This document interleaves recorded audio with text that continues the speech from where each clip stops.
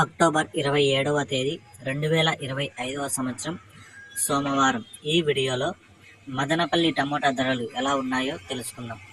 ఇక మదనపల్లి మార్కెట్లో చూసుకుంటే ముందుగా దిగుమతి ఇక పెద్దగా మార్పు లేదు. ఇంచుమించుగా కొన్ని మండీలకైతే పెరిగింది, కానీ ఒక 5-10% వరకు అయితే దిగుమతి అయితే పెరిగింది.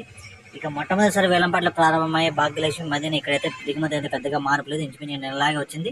ఇంకా టీవీఎస్ లైన్లో చూసుకుంటే ఇక్కడైతే దిగుమతి వచ్చి ఒక 4-5 మండీలకి అయితే కొద్దిగా పెరిగింది, కాబట్టి 10% మాత్రమే దిగుమతి అయితే పెరిగింది. క్వాలిటీల పరంగా చూసుకుంటే ఈరోజు చాలా వరకు 95% వరకు క్వాలిటీలు అయితే లేవు.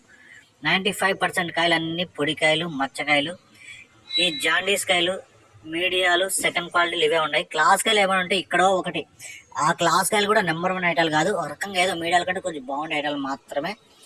రైతులు ఇవి గమనించాలా.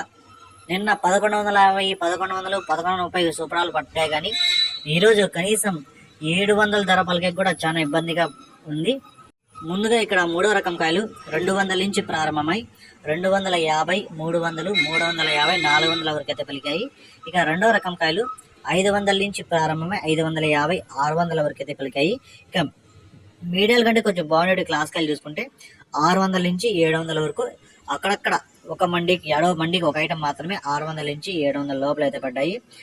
ఇక సూపర్ టాప్ చూసుకుంటే మదనపల్లి మార్కెట్కి 740 రూపాయలు సూపర్ టాప్ పడింది. 740 రూపీస్, 740 రూపాయ.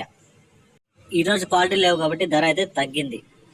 ఈ సమాచారం మీకు నచ్చితే ఒక లైక్ చేయండి, అలాగే నా ఛానల్ని సబ్స్క్రైబ్ చేసుకోండి.